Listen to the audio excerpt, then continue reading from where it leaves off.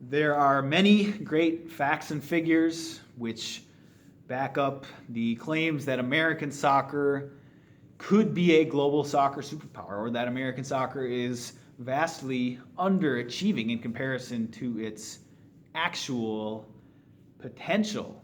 And I liken it to having Mount Everest beneath the ocean. Above the surface, you see the peak sticking out of the water, just a tiny peak at the top.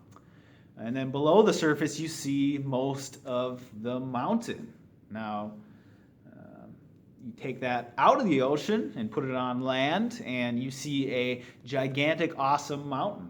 And if you put it below the surface of the ocean, you just see a small little peak sticking out above the surface of the water. So what we're seeing right now in the current reality of American soccer is this Mount Everest beneath the ocean. A tiny little peak is sticking out, this 5% of our American soccer potential. It's manifesting itself today in terms of our professional club game, our player development, the economic impact, the social opportunity impact. We're seeing just a tiny, tiny slice of our vast juggernaut potential. But in reality, soccer is a big sport here in America. Now, we are a little bit different than many countries where we have other major sports here that are also big sports, but that doesn't change the fact that soccer is also a huge sport here. We've got 330 million people here in America. We've got 25 million soccer players, 1 out of every 13 people here. So most likely we've got over 30 million in our soccer first demographic. So as far as soccer being a big sport here, no problem. We've got that covered. One of my favorite facts or figures about America in its relation to USA soccer potential is the fact that we have over 30 different ethnic groups with over 1 million people here in America. And that's just an amazing figure to think about. Now, not only do we have representation from pretty much every corner of the world here in America, populations of people from everywhere, but we have 30 different groups that have over 1 million people. That's a 30 million chunk of our population, or 30 million minimum chunk of our population right there, made up of ethnic groups from around the world. And that 30 million plus chunk dwarfs the populations of many, many great soccer nations around the world. So it is going to be awesome to see America pull its vast diversity together under one united, open and inclusive soccer system. Right now what we're seeing is a white suburban-centric system which favors only those from a certain economic class or background.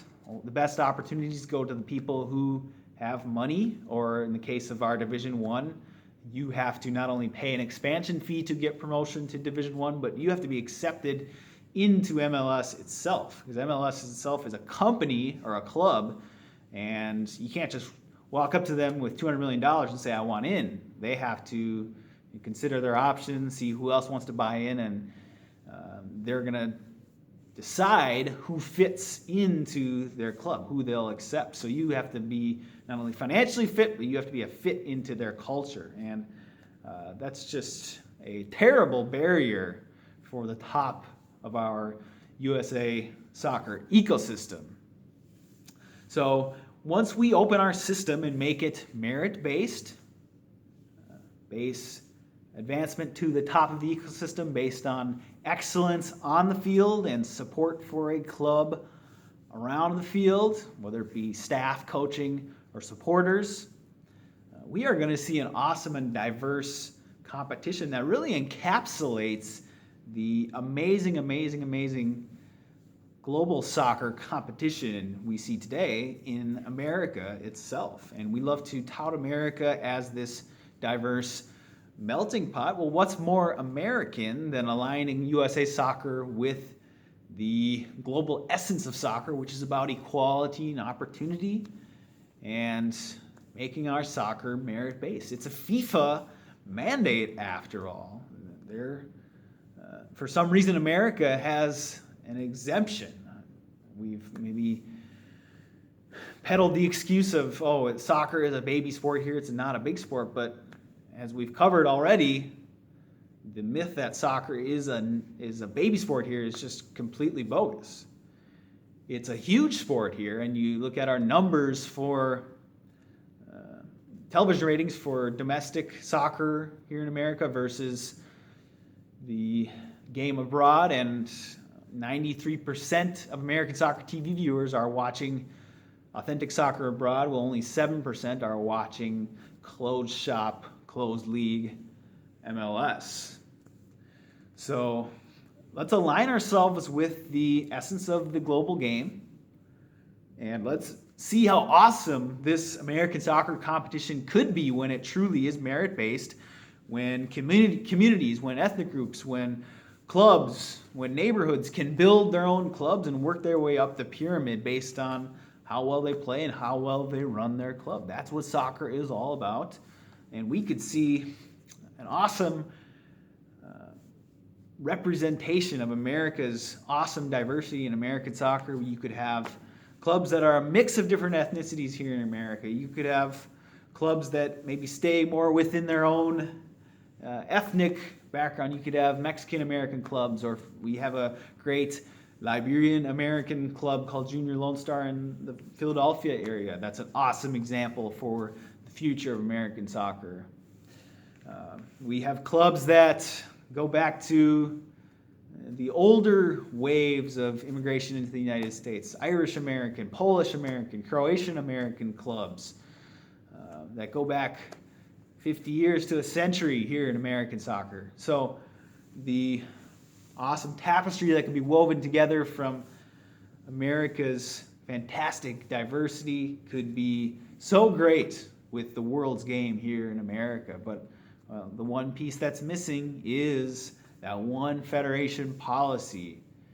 You can either be open or you can be closed. Right now we are closed, and 99% of the USA Soccer ecosystem is deprived of incentive and opportunity to compete in the American soccer industry. So it's no wonder we see stagnation and mediocrity from the pro levels all the way down to our youth levels. It's all connected. Once you make that one policy change and you open the system up to all of a sudden thousands of clubs have a chance to compete, to build first teams, to invest in stadiums and infrastructure and staff and players and coaches.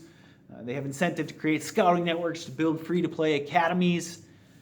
You open the competition up from just one MLS only in Division I to thousands and thousands of clubs competing for Division I, and naturally you are going to see American soccer progress as clubs from all over America are pushing each other to innovate, to progress, and to get to the top of the pile in American soccer. It's the only way we're going to leverage America's vast soccer potential. We're at 5% now. If we want to get to that 90, 95+% mark, there's one single policy that will shoot the meter all the way to the top, and that is open the system, promotion, relegation, equality, opportunity for all.